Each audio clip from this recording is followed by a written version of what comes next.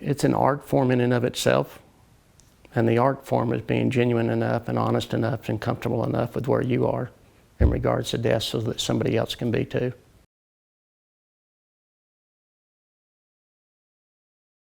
Where families are sitting there and intimately thinking about what they've lost.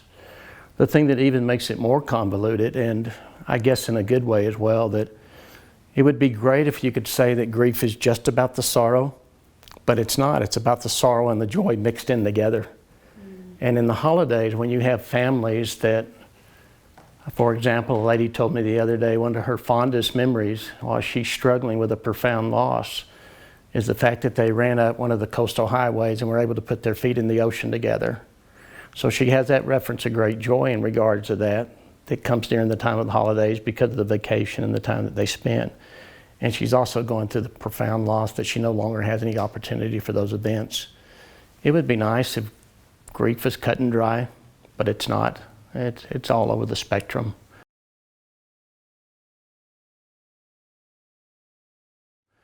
One of the things that society has done to us, they think that grief is a stage approach. And Kubler-Ross, well, her intent was well. We, in denial, we do our bargaining, we do our anger and Viola. One day we accept it and we arrive and we move on down the road.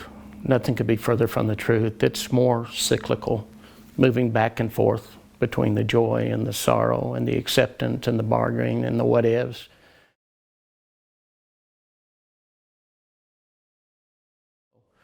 Maybe your plan is going to be you're going to have a family or a friend and you work on some sort of Carol Burnett cue, right? Getting pretty intense, I need a time out, and go back in the back room and have a conversation with them. Part of that plan may be, I'm not going to do Christmas the way I did it last year. I'm not going to put up the tree. I'm not going to decorate the house. I'm not going to put the lights up. Whatever that individual is comfortable with, and then letting the family, let them be all right, whatever that case may be. I think another significant tip in regards to it is people need to figure out how to mourn.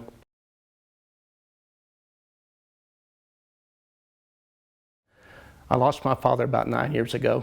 At the time I was pastoring in a small congregation, so I was having to posture everything was okay because it's unspiritual to be angry and you run the gamut. So I resigned the position from the church and I was sitting up front and one of my deacons came in and he sat down beside me and said, "Brother Mike, I want to know why you're resigning." So I told him the story and I said, "It's been 6 months since my dad's died and nobody has asked me about how you're doing with your father's death." This guy was a rancher. Ron Harden, I'm going to mention his name because I have his permission. Tough guy, banker / rancher all of his life. Started crying, started weeping. And I'll never forget what he said to me. He said, "My father died 17 years ago, Mike, and when it did, it felt like somebody ripped my heart out."